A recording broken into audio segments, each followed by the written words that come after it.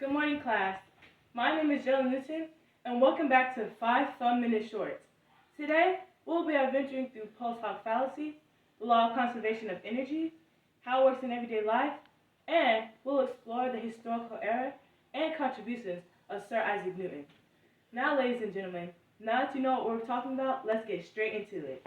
Before I give an example of post hoc fallacy, let me tell you exactly what it means. Okay, kids? Post hoc fallacy is a fallacy of inductive reasoning in which someone assumes that a change in one factor caused a change in another factor just because the second change occurred after the first. Basically stating, after this, therefore this.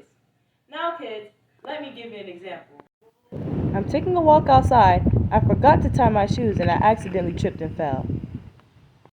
Concept today, boys and girls, let me tell you about the famous Sir Isaac Newton and what he accomplished. Sir Isaac Newton was born December 25th, 1642, during the Scientific Revolution period.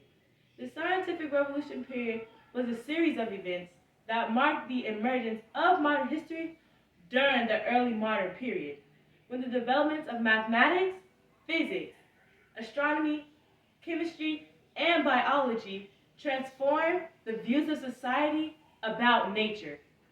It started in 1543 and ended in 1687, and it was held in Europe. He also made a very important contribution to science. He developed the 3 laws of motion. These laws basically explain how an object is moved by the force acted upon it.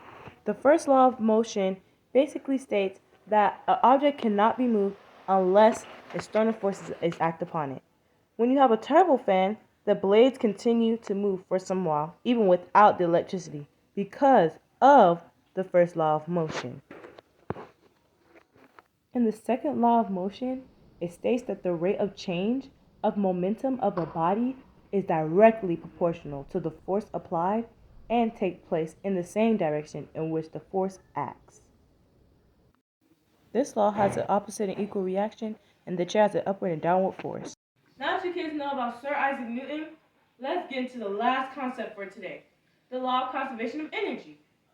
The meaning of law of conservation of energy states that energy of an object cannot be lost or created, but only transferred. Now let's give an example of, let's say, a bowling ball set. While the bowling ball is moving towards the pins, the energy is constant. Once the bowling ball makes contact with the pins, the ball's energy is automatically transferred. That is called the law of conservation of energy. Before we come to a close, everyone, let's see what you guys actually know. Question 1. What was the example that I gave for the concept of post hoc fallacy?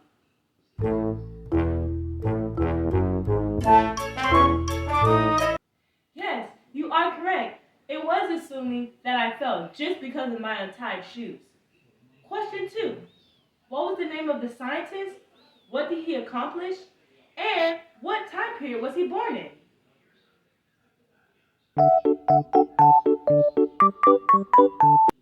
Yes, you are correct again.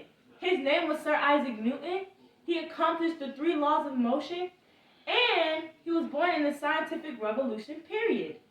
Last question, question 3. In the law of conservation of energy, the energy of an object is not created or lost. But what is it?